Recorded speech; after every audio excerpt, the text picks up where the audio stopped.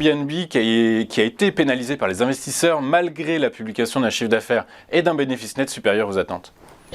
Alors effectivement, Airbnb, hein, ça a été hier une chute de plus de 13%. Alors effectivement, le chiffre d'affaires est sorti supérieur aux attentes. Ceci étant, en termes de perspective, c'est pas vraiment rose, hein, si je puis dire, puisque dans une anticipation de récession en 2023, on anticipe des changements de comportement des voyageurs.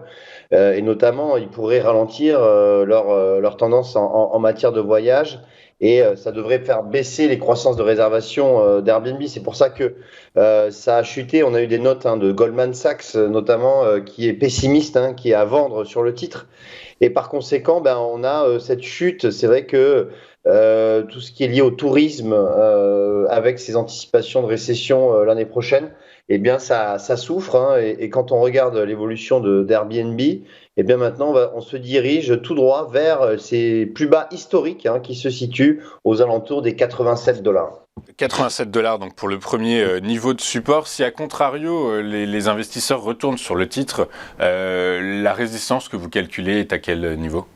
Alors, on a une première résistance à 120 $, ça correspond au point haut de mois d'octobre, et puis on aurait la résistance majeure, hein, et qui se situe à 130 $. Hein, c'est vraiment un niveau pivot que le titre n'a pas réussi à dépasser maintenant depuis